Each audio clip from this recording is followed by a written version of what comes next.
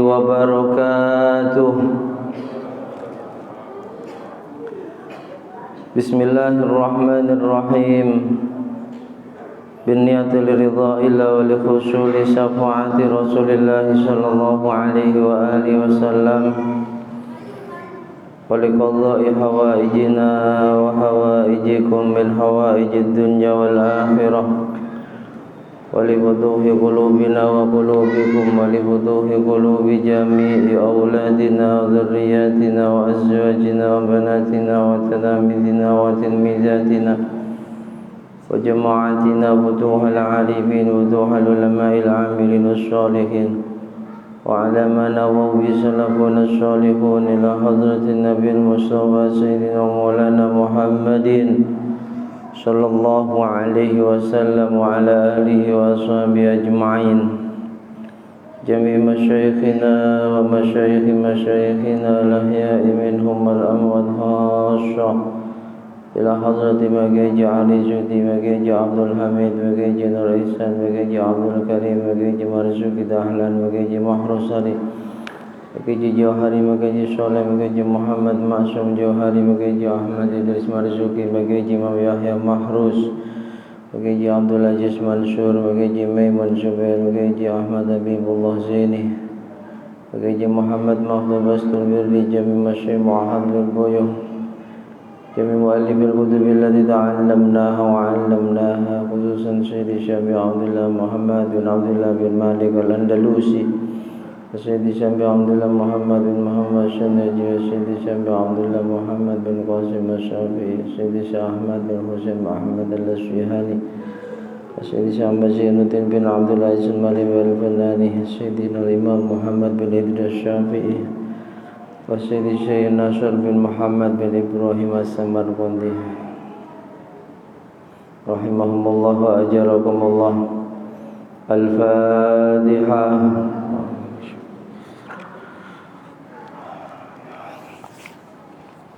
Sallallahu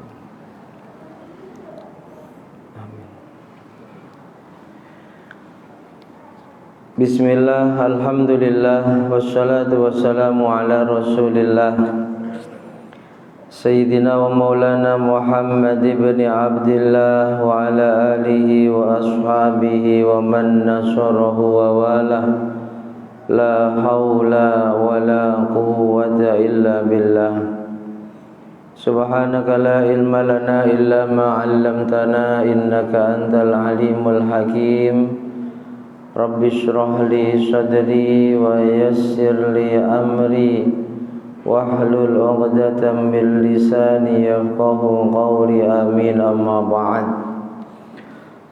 Yang sama-sama kita hormati, kita muliakan segenap jajaran pengurus dan Dewan Kemakmuran Masjid Al-Ikhlas Perumahan Bandar Srimas, bapak-bapak, ibu-ibu, hadirin wal hadirat, jamaah salat maghrib Masjid Al-Ikhlas yang juga sangat kami hormati dan kami muliakan, kaum muslimin muslimat, mukminin mukminat rahimakumullah wa as'adakumullah.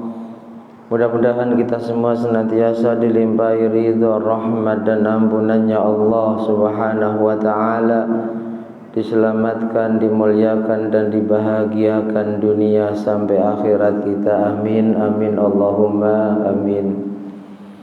Puja dan puji syukur kehadirat Allah Subhanahu wa taala mari senantiasa kita panjatkan dengan memperbanyak mengucapkan kalimat tahmid alhamdulillahi rabbil alamin, yang pada malam hari ini sungguh hanya dengan limpahan rahmat, limpahan nikmat, taufik, hidayah serta inayahnya lah kembali kita bisa melaksanakan sebagian perintahnya dan menghidupkan sebagian sunnah Rasulnya.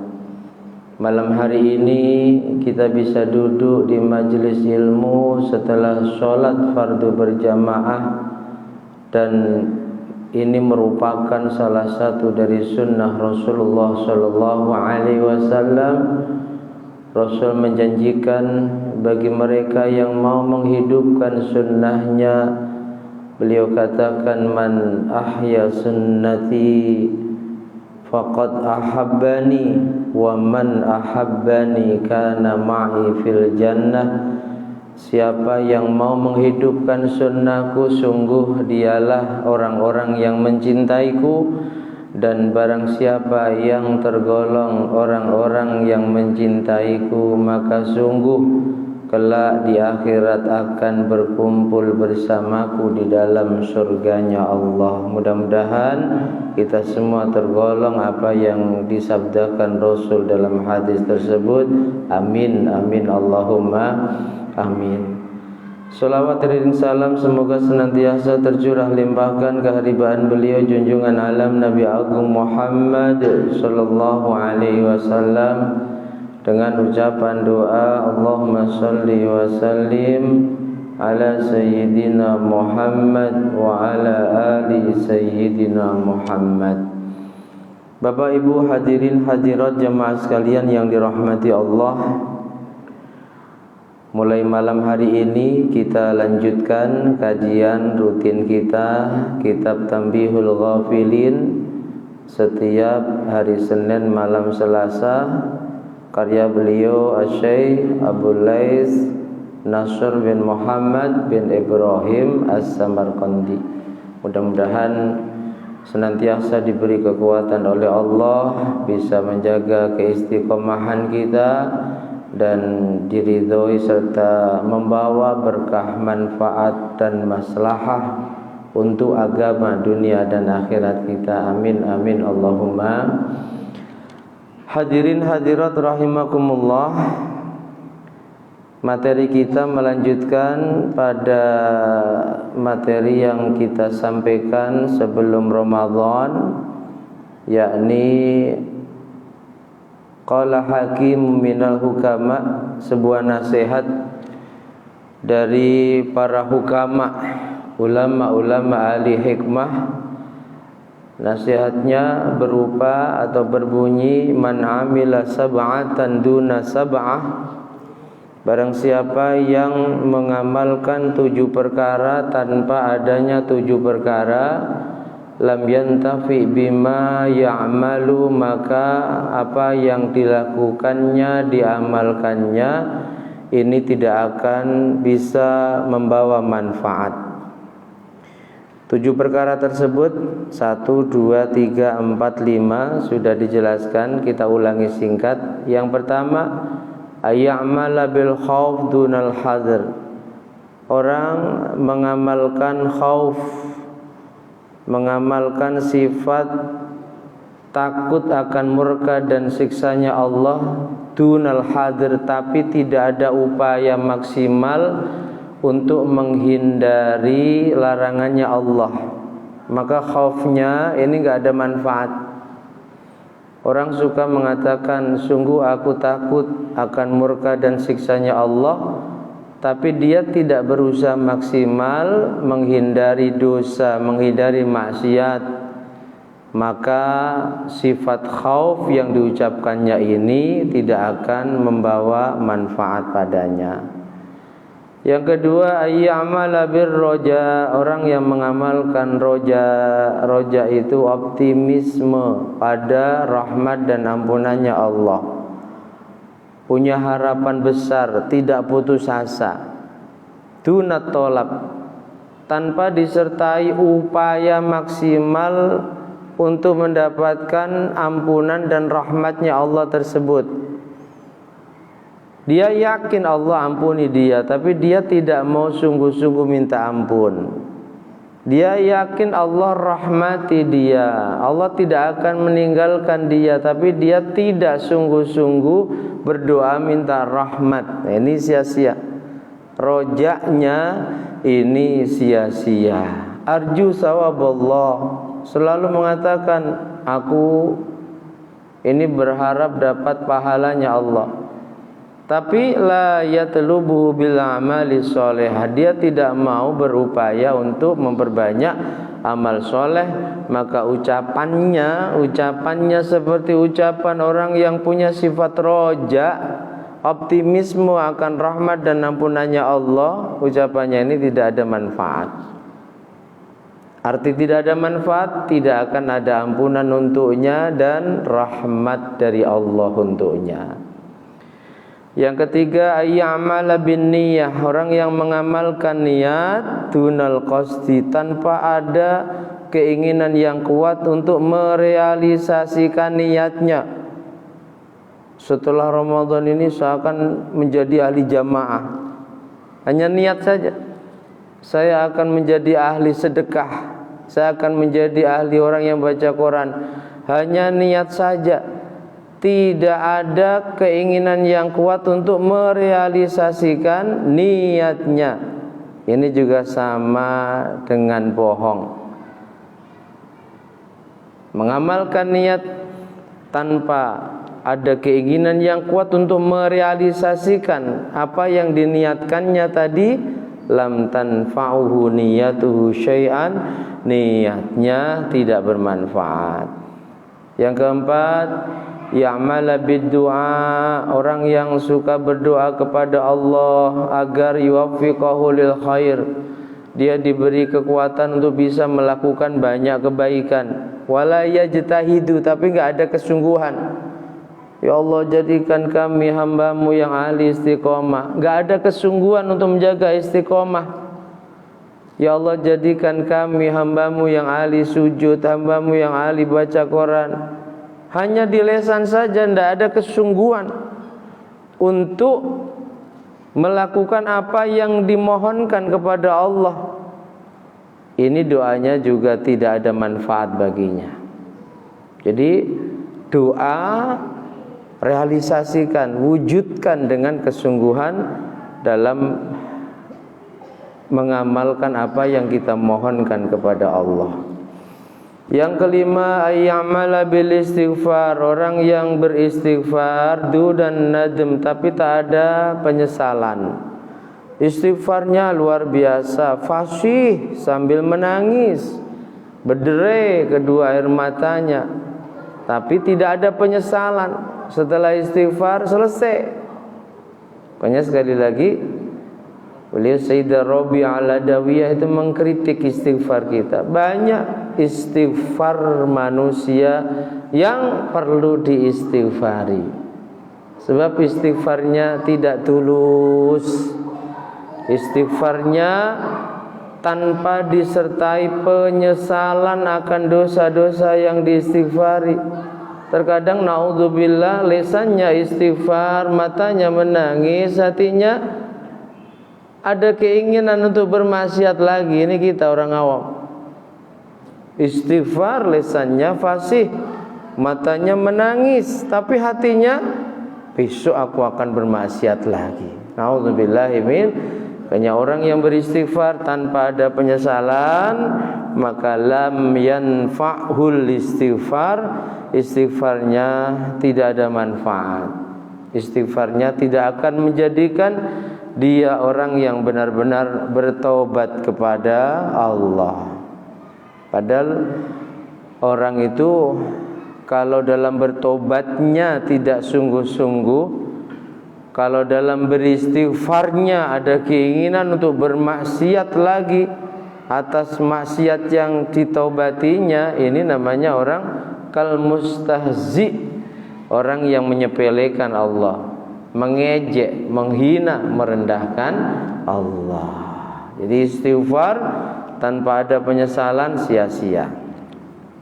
Yang keenam, ayyamala bil alaniyah dunas sarirah, orang yang suka beramal dengan terang-terangan, dunas sarirah, tidak suka beramal dengan rahasia. Salatnya luar biasa ketika dilihat orang, tapi ketika sendirian tak pernah salat sunnah.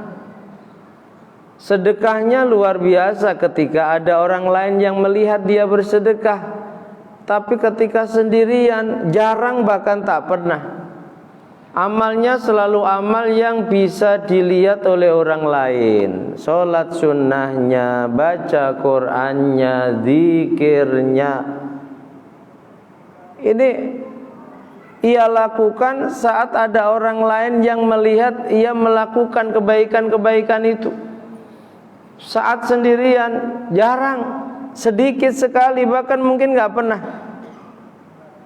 Ini hati-hati, tergolong orang yang ya'mal bil alaniyah, melakukan amal secara terang-terangan, dunas sarirah, tidak pernah melakukan amal secara rahasia. Maka amal yang dilakukan terang-terangan ini tidak akan membawa manfaat untuknya. Bukan berarti amal secara terang-terangan ini dilarang, bukan. Amal secara terang-terangan diperintahkan, amal secara sembunyi-sembunyi juga diperintahkan. Entah itu sedekah, sedekah terang-terangan diperintahkan. Terlebih ketika yang hukumnya wajib, zakat. Jangan saat kita zakat tidak ada orang yang tahu, jangan. Tampakkan biar mereka yang belum mau berzakat, sebab kita memberikan contoh melakukan kewajibannya dari Allah. Zakat jangan disembunyikan, terang-terangan, jika perlu diumumkan. Zakat kami tahun ini sekian, jika perlu begitu. Sedekah terang-terangan diperintahkan, sembunyi-sembunyi juga diperintahkan. Zikir terang-terangan diperintahkan. Ada perintah takbiran untuk hari raya Idul Fitri, mulai terbenamnya matahari tanggal 1 Syawal sampai pelaksanaan sholat Idul Fitri. Takbiran ini zikir yang terang-terangan. Kalau hari raya Idul Adha mulai subuhnya hari Arafah tanggal 9 Dzulhijjah sampai terbenamnya matahari tanggal 13 Dzulhijjah. Ini menunjukkan bahwa syariat kita kecuali memerintahkan kita melakukan kesalehan secara sembunyi-sembunyi, juga memerintahkan kita melakukan kesalehan secara terang-terangan. Zikir ada yang diperintahkan terang-terangan, kalau tidak terang-terangan maka gak boleh. Contoh takbiran, takbiran mursal. Azan ini bagian dari zikir. Perintahnya azan harus suara keras. Jangan azan pakai hati. Ini sekali lagi menunjukkan bahwa zikir terang-terangan diperintahkan, zikir sembunyi juga diperintahkan. Sedekah terang-terangan diperintahkan, sembunyi dalam pengertian tidak ada yang tahu kecuali dirinya dengan Allah, ini juga diperintahkan. Inti dilarangnya riya itu adalah hati, bukan yang kita tampilkan. Meskipun kita tampilkan sedekah kita, tapi hati kita ikhlas karena Allah, ini jauh lebih bagus dibanding kita sembunyikan sedekah kita, tapi dalam hati kita yang paling merasa sedekahnya ikhlas karena Allah. Apalagi aneh, benar sedekahnya sembunyi, tapi esoknya diumumkan, tadi malam saya sedekah sembunyi di kampung sana. Nah ini sama saja, ya. Nah orang yang selalu menampakkan amal ibadahnya, kesalehannya, baik kesalehan spiritual antara dirinya dengan Allah, sholatnya, zikirnya, baca Qur'annya, puasanya, maupun kesalehan sosial antara dirinya dengan sesama makhluknya Allah, sedekahnya, membantu biaya pendidikan orang lainnya dan sebagainya, selalu dia lakukan secara terang-terangan, tapi tidak pernah melakukannya yang secara sembunyi-sembunyi. Ya, ini yang bermasalah. Jadi harus diimbangi. Yang penting itu hati, bukan tampilan ibadah kita. Sedekah terang-terangan, bahkan jika perlu diumumkan, tapi hatinya ikhlas karena Allah, sekali lagi itu jauh lebih bagus dibanding sedekah sembunyi-sembunyi, tapi hatinya merasa akulah di sini sedekahnya yang paling ikhlas karena Allah. Ya, jadi orang yang melakukan amal kesalehan terang-terangan dan gak pernah melakukan amal secara sembunyi-sembunyi, ay yuslihu umurahu, dibaguskan sholatnya saat banyak orang. Ini kan perilaku kita. Kalau di masjid, subhanallah, tertib, rawatib dikerjakan. Coba sekali-kali di rumah, jangankan rawatib, yang fardu saja ini pelaksananya buru-burunya luar biasa. Ini hati-hati penyakit. Kata sebagian ulama, kalau kalian ingin melihat kalian itu ibadahnya ikhlas atau tidak, bedakan antara saat kalian beribadah dilihat orang dan saat kalian beribadah sendirian. Kalau tidak ada bedanya, ikhlas. Tapi kalau saat dilihat orang luar biasa, tumak ninahnya dijaga, zikir setelah sholatnya dikerjakan, qobliyah ba'diyahnya dilakukan, sendirian di rumah ditinggalkan itu semua. Nah, ini perlu dipertanyakan. Keikhlasan kita dalam beribadah perlu dipertanya. Kalau bisa saat kita sendiri yang terbaik, rata-rata tidak. Kita kalau ada orang banyak di masjid luar biasa, bagus sholat kita. Di rumah cepet-cepetan. Nah, ini menunjukkan keikhlasan kita dalam beribadah kepada Allah kurang. Paham ya? Jadi kesalehan terang-terangan ini juga diperintahkan, apalagi yang sembunyi-sembunyi.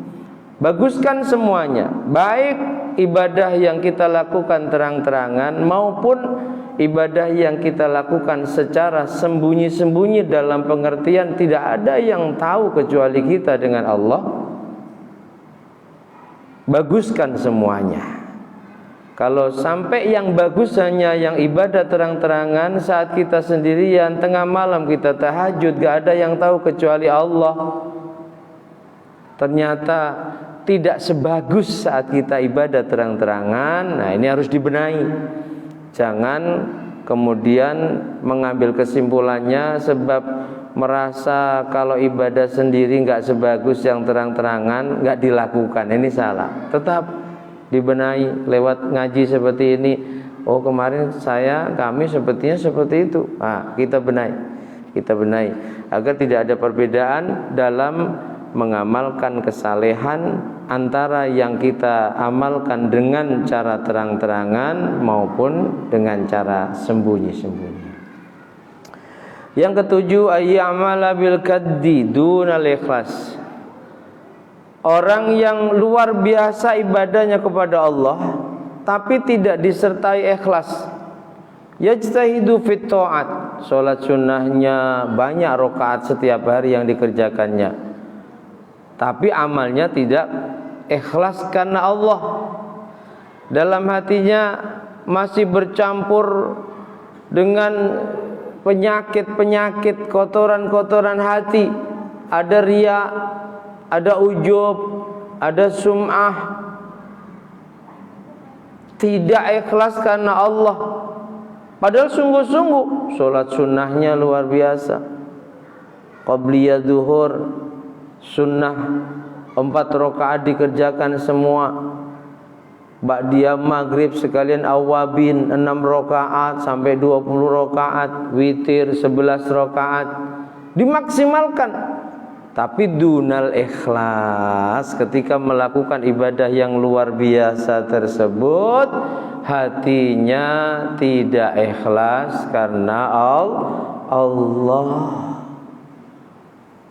Ada keinginan memamerkan ibadahnya kepada orang lain. Ibarat ibadah kita sekali lagi hidangan disuguhkan kepada selain Allah.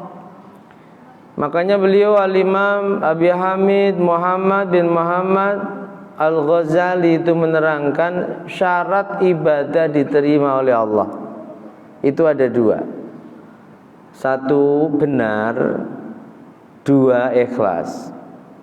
Arti ibadah benar sesuai tuntunan syariat. Sholat sesuai tuntunan syariat, puasa sesuai tuntunan syariat, baca Quran sesuai tuntunan syariat, sesuai syarat rukunnya. Harus tahu perkara yang membatalkan dijauhi, ditinggalkan. Puasa juga demikian, benar syaratnya. Kalau benar, sah dalam pandangan syariat, tapi belum tentu diterima. Syarat yang kedua, ingin diterima harus ikhlas karena Allah. Ikhlas itu ikhlasul amal anil muhlikat, menyelamatkan amal kita dari perkara-perkara yang bisa merusak amal. Apa itu? Riya. Jangan campuri ibadah kita dengan riya. Tapi sekali lagi, jangan sampai kita meninggalkan ibadah karena takut riya. Kenapa nggak jamaah lagi? Belum bisa ikhlas. Salah. Tetap jamaah. Meskipun masih ada niat ingin memamerkan jamaah kita kepada calon mertua semisal, ingin dianggap dia ahli jamaah, tidak masalah, lakukan. Benahi amal kita sedikit demi sedikit. Lewat ngaji seperti ini, lewat berdoa terus.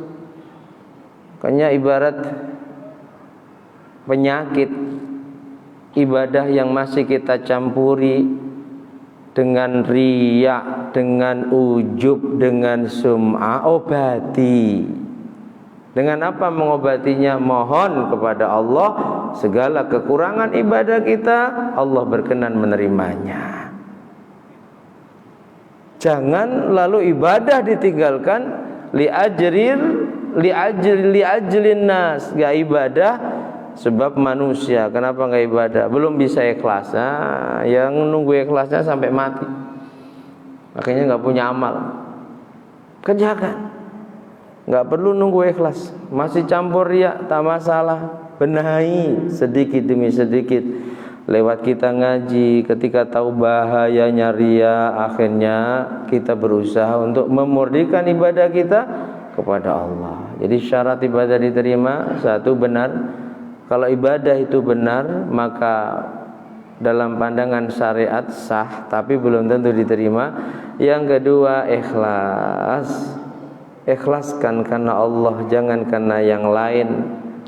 Ikhlas itu ada 3 tingkatan. Kata beliau Al-Imam Ali karramallahu wajhah, ketika orang beribadah motivasinya seperti budak, ikhlas. Kenapa kamu ibadah? Takut disiksa Tuhanku. Kenapa kamu ibadah? Takut gak dikasih rizki Tuhanku. Ikhlas. Yang kedua, motivasinya seperti seorang pedagang, ibadahnya itu dagangan dijual. Siapa yang diharapkan membeli Allah, membelinya pakai apa? Surga. Kenapa kamu sholat? Pengen masuk surga. Kenapa kamu sedekah? Pengen ngerasakan nikmat surga. Ikhlas. Dan yang tertinggi, seorang yang beribadah kepada Allah, motivasinya bukan lagi karena takut siksa neraka, karena ingin masuk surga, tapi motivasi ibadahnya karena cinta. Itu ibadahnya para wali, para nabi. Mereka sudah tidak lagi beribadahnya ingin surga. Mau masuk surga, mau masuk neraka, yang penting Allah ridha dan cinta padanya, dia melakukan ibadah tersebut. Ya, mudah-mudahan kita semua dalam melakukan ibadah kepada Allah benar-benar ikhlas, murni karenanya, sehingga semua amal ibadah kita diterima oleh Allah. Amin, amin, Allahumma amin. Rawa Abu Hurairah 'an Nabi sallallahu alaihi wasallam. Hadis berikutnya, hadis diriwayatkan oleh sahabat Abu Hurairah dari baginda Nabi Muhammad sallallahu alaihi wasallam, annahu qala, Nabi bersabda, yahruju fi akhiriz zaman, akan keluar nanti di akhir zaman, kata Nabi, aqwamun, kaum itu orang banyak, yakhtiluna dunya biddin, yang mereka menjual agamanya dengan harta. Dijual keyakinannya dengan harta, dengan uang. Keluar dari Islam, keluar dia demi uang sekoper. Uang sekoper banyak. Cerita kawan-kawan dai di pulau, masya Allah, terkadang hanya demi beras 1 kintal, uang 500.000, Indomie 3 kardus per bulan, dijual akidahnya. Naudzubillah min, dijual agamanya. Dan itu sudah dinubuahkan oleh Rasul 15 sahabat yang lalu. Yahruju fi akhir zaman, akan keluar di akhir zaman orang-orang yang seperti itu, begitu mudah menjual agamanya dengan dunia. Yakhuduna, demi dunia dijual keyakinannya. Fayalbisuna libasa juludidh dhani minal lin, dan banyak nanti di akhir zaman orang yang pakaiannya seperti pakaian orang yang ahli ibadah, memakai pakaian dari bulu domba. Ini ciri khas orang-orang yang ahli ibadah, orang-orang sufi. Rasul itu punya sahabat yang tidak punya rumah, tidak punya pekerjaan, hari-hari di masjid, sampai ada tempat khusus. Rasul sebut sahabat itu al-sufah, orang-orang yang selalu diserambi. Al-sufah, banyak di antara mereka yang pakaiannya itu memakai pakaian yang kurang bagus, terbuat dari bulu domba. Yalbisuna libasa juludidh dhan, pakaian orang yang ahli sufi, ahli ibadah. Alsinatuhum ahla minas sukar, lesannya subhanallah manis, lebih manis daripada gula. Tapi qulubuz zaib, hatinya jahat, hatinya seperti hatinya serigala, ingin menerkam siapapun, yang penting dia dapat keuntungan. Ingin membunuh karakter seseorang, ingin menghancurkan hidup seseorang.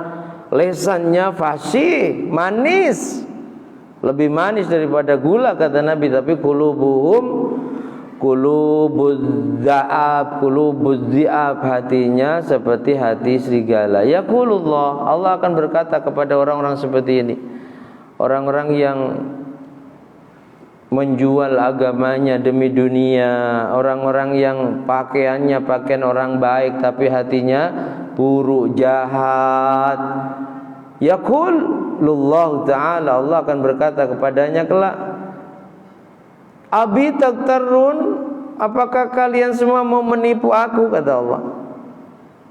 Am alayya tajtairun, atau apakah kalian semua mau menantangku, melawanku? Fabi, demi kemahakuasaanku, demi kemahaperkasaanku, demi kemahaagunganku, halaftu, aku bersumpah, la ba'atsanna la ulaika fitnah, untuk orang-orang yang seperti ini akan aku kirimkan padanya ujian. Tadaul hakim al-aqil fiha hairan, yang dengan ujian ini meskipun dia terkenal orang yang cerdas, orang yang bijaksana, hidupnya akan dipenuhi dengan kebingungan. Orang-orang yang lesannya tidak sama dengan hatinya, penampilannya tidak sama dengan yang disembunyikannya, apalagi sampai begitu mudah menjual ayat-ayatnya Allah demi harta, bahkan naudzubillah menjual akidahnya demi sesuap nasi, demi uang sekoper. Ini Allah marah kepada mereka. Allah katakan kelak, dulu kalian ingin menipu aku, dulu kalian ingin melawanku. Hati-hati orang seperti ini, kata Nabi. Allah akan benar-benar mengutus, memberikan, mengirimkan ujian padanya, yang dengan ujian itu, meskipun dia terkenal orang yang punya akal sempurna, al-hakim, orang yang punya kebijakan, kearifan yang luar biasa, kalau tidak segera bertobat, maka Allah akan berikan ujian padanya, dan lewat ujian itu khairan, dia hidup dengan kebingungan, dia hidup tidak akan ada ketenangan. Na'udzubillahi min, mudah-mudahan kita tidak tergolong orang yang dinubuahkan Rasul, manis omongannya, hatinya jahat. Ini banyak orang yang kepada kita luar biasa manis lesannya, tapi hatinya dendam. Seperti hatinya serigala, ingin menerkam, ingin membunuh, ingin menghancurkan. Ini orang-orang yang kata Nabi menipu Allah, berani dan melawan Allah. Allah bersumpah akan memberikan ujian kalau tidak segera kalau bertobat selesai. Sejahat apapun, kalau orang itu sudah bertobat kembali kepada Allah, selesai. Dulu para sahabat banyak yang jahat, ada yang ingin membunuh Rasul, bahkan berkali-kali mencoba melakukan pembunuhan kepada Rasul, gagal. Ada yang memprovokasi agar semua benci pada Rasul. Ada yang sampai menyewa pembunuh bayaran, macam-macam. Tapi ketika bertobat selesai. Allah nggak pernah mengungkit-ungkit, Rasul juga enggak. Makanya aneh kalau kita yang bukan Allah, yang tidak bisa memberikan ampunan dan menerima taubat, saat ada saudara kita yang punya masa lalu kelam ingin bertobat, lalu kita cibir, kita ungkit-ungkit, kita curigai. Kalau ada saudara kita yang punya masa lalu kelam, bahkan mungkin dia ingkar kepada Allah di masa lalunya, segera sambut agar semangat untuk beriman kepada Allah, dan tak perlu kita mengungkitnya karena sungguh tidak ada manfaat bagi kita, yang ada adalah murkanya Allah untuk kita. Hadis yang ke-6. Jam berapa Isya? Masih berapa menit lagi? 20 menit. Oke, kita tambah satu hadis. 10 menit. Nah, kalau 10 menit kita tutup, kita buka sesi tanya jawab ya. Warwa Waqi, hadis berikutnya riwayat Imam Waqi an Sufyan al-Habib, insyaallah kita bacakan pada malam Selasa berikutnya. Mudah-mudahan bisa istiqomah, benar-benar membawa manfaat barokah maslahah untuk agama dunia dan akhirat kita. Amin amin Allahumma. Wallahu a'lam bishawab. Al-Fatihah.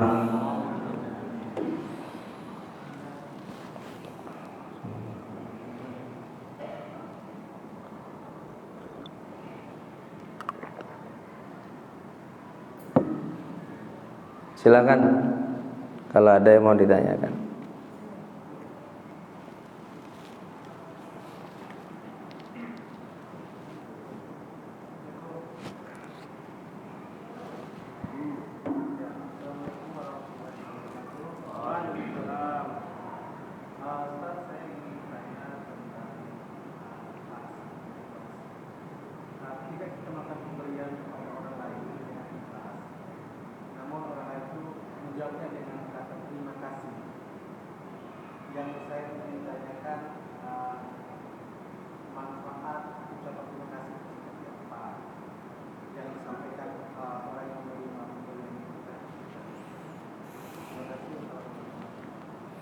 Waalaikumsalam warahmatullahi wabarakatuh.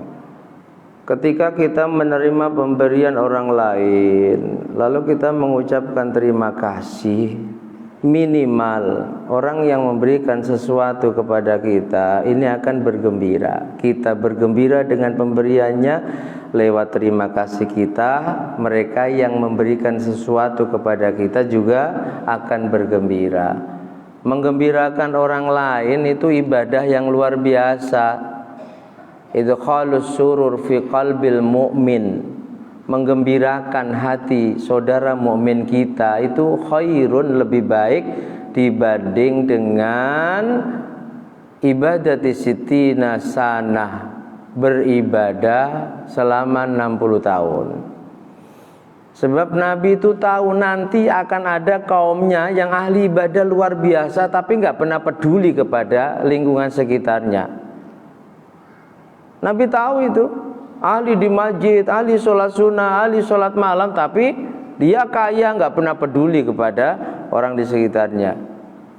Kita ngasih sesuatu yang membuat orang lain begitu gembira sebab sangat dibutuhkannya, itu lebih baik dibanding orang yang ahli ibadah itu, yang di masjid 60 tahun lebih baik itu. Itu satu. Kalau yang diberikan kepada kita itu adalah zakat semisal, nah itu ada doa-doa sunnah. Doa sunnah. Andai kita menerima zakat dari orang lain, Rasul mengajarkan, biasanya yang baca amil itu ya, ajarakallahu fima atai. Tapi doa ini bukan berarti hanya boleh dibaca saat kita menerima zakat. Saat kita menerima sedekah pun boleh mendoakan ajarakallahu fima atai. Pak Haji, mudah-mudahan yang engkau berikan ini benar-benar dibalas pahala oleh Allah. Wa barakallahu fima abqait, mudah-mudahan yang masih tersisa Pak Haji, harta yang masih tersisa diberkahi oleh Allah. Wa ja'alallahu laka tahuran, nah itu sunnah. Mudah-mudahan sedekah Pak Haji, zakat Pak Haji menjadi sebab Allah bersihkan Pak Haji dari dosa, Allah bersihkan harta Pak Haji. Gembira itu sunnah. Makanya kalau bicara sedekah, itu ternyata Imam As-Suyuti dan juga disepakati ulama-ulama yang lain, pahala tertingginya bukan kepada mereka yang miskin, tapi kepada para ulama. Ada pahala sedekah 1 dilipatkan 10. Pada siapa? Pada sahihil jismi, orang lain, paling kawan, bukan kerabat, sehat tubuhnya. Dia bisa kerja, kita kasih sedekah, dapat pahala 10 kali lipat. Ada yang 190 kepada siapa? Alal a'ma wal mubtala, kepada orang buta, kepada orang pincang, kepada orang yang diuji oleh Allah, cacat fisiknya sehingga gak bisa kerja, tapi bukan kerabat kita, 90 kali lipat. Ada yang 900 kali lipat kepada siapa? Alladzi qarabatin muhtajin, kepada kerabat kita, keponakan kita, sepupu kita, misanan kita, kerabat kita, muhtajin yang butuh. Kalau sudah kaya nggak usah. Itu 900. Makanya dolim kalau ada orang terkenal dermawan luar biasa di mana-mana, tapi punya keponakan nggak mampu sekolah, dolim. Cari dulu. Punya keponakan gak mampu makan, punya sepupu gak bisa nyekolahkan anaknya, sementara dia punya anak angkat yang luar biasa di mana-mana. Zalim. Pahalanya 900 itu. Ada yang 100.000 kepada siapa? Orang tua. Jangan sepelekan. Orang tua kan sudah saya cukupi Ustaz, jadi nggak perlu. Pahalanya jauh lebih banyak dibanding kita bersedekah kepada orang lain. Orang tua yang meninggal sedekahi, bersedekah pahalanya hadiahkan kepada kedua orang tua kita. Yang paling tinggi ala alimin wa faqihin. Ini bukan kata saya, tapi Al-Imam Jalaluddin As-Suyuti. Dan ini dinukil oleh para ulama. Bughyatul Mustarsyidin menukil hampir semua kitab fatwanya Imam Jalaluddin As-Suyuti yang tentunya berdasarkan banyak dalil itu disepakati bahwa ternyata pahala sedekah yang tertinggi itu kepada alimin au faqihin, pada orang alim dan pada orang yang ahli fikih, orang yang waktunya habis untuk memberikan pencerahan umat sehingga nggak bisa kerja seperti normalnya manusia. Dikasih alasan di sana, sebab orang itu kalau sedekah kepada selain ulama,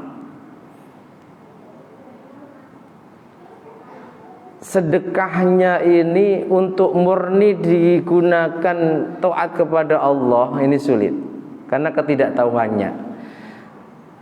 Tapi kalau pada ulama tahu, insya Allah ya digunakan untuk membiayai pendidikan anaknya, tidak digunakan untuk bermaksiat. Yang kedua, doanya. Makanya kelak itu ada 4 golongan manusia berebut masuk surga, dan dari keempat golongan manusia itu akhirnya terpilihlah ulama. Ulama karena ketawaduannya tidak mau masuk surga dulu, tapi minta kepada malaikat, tolong Pak Haji itu dulu bantu saya, biar dulu kan. Ini Rasul. Gitu ya. Jadi terima kasih, gembira. Subhanallah, itu luar biasa. Apalagi ditambah doa. Kalau orang awam, ya terima kasih. Terkadang sedekah yang kita terima digunakan untuk maksiat. Makanya terkadang ada sedekah yang tidak mendatangkan pahala buat kita, tapi mendatangkan murka dan siksanya Allah. Sedekah yang salah sasaran. Kita tahu si fulan ahli mabuk, dan kita tahu apa yang kita kasihkan itu sebagian pasti digunakan untuk mabuk. Ini kita berdosa, sebab kita menolong si fulan melakukan kemaksiatan. Paham? Tapi kalau kepada ulama buat apa? Itu ya, itu fatwa dari Al-Imam Jalaluddin Abdurrahman bin Abu Bakar As-Suyuti. Terima kasih, sudah mengembirakan, luar biasa. Syukur ditambahi barakallahu fiik minimal, jazakallahu khair. Syukur ditambahi doa tadi, ajarakallahu fi ma'atait wa barakallahu fi ma'abqait wa ja'alallahu laka tahuran. Semoga apa yang Pak Haji berikan dibalas pahala oleh Allah, yang tersimpan diberkahi dan menjadi sebab Allah bersihkan Pak Haji dari dosa, dan hartanya juga disucikan, dibersihkan dari kotoran. Karena di zaman akhir ini untuk usaha yang 100% halal sangat sulit, supaya harta yang terkadang kita berdagang ada dusta saat menawarkan dagangan menjadi kotor, bersihkan dengan zakat dan sedekah. Demikian, semoga bermanfaat. Wallahu a'lam bishawab. Al-Fatihah. Bismillahirrahmanirrahim.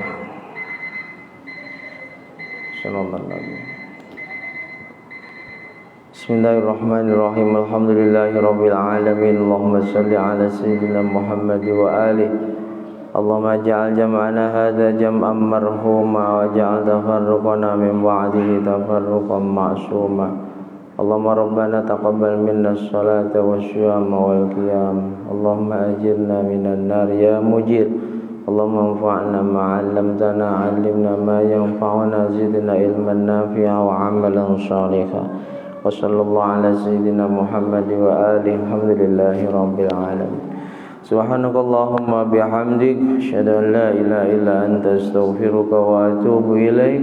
Ada kurang dan lebihnya mohon maaf. Wal afu minkum. Assalamualaikum warahmatullahi wabarakatuh.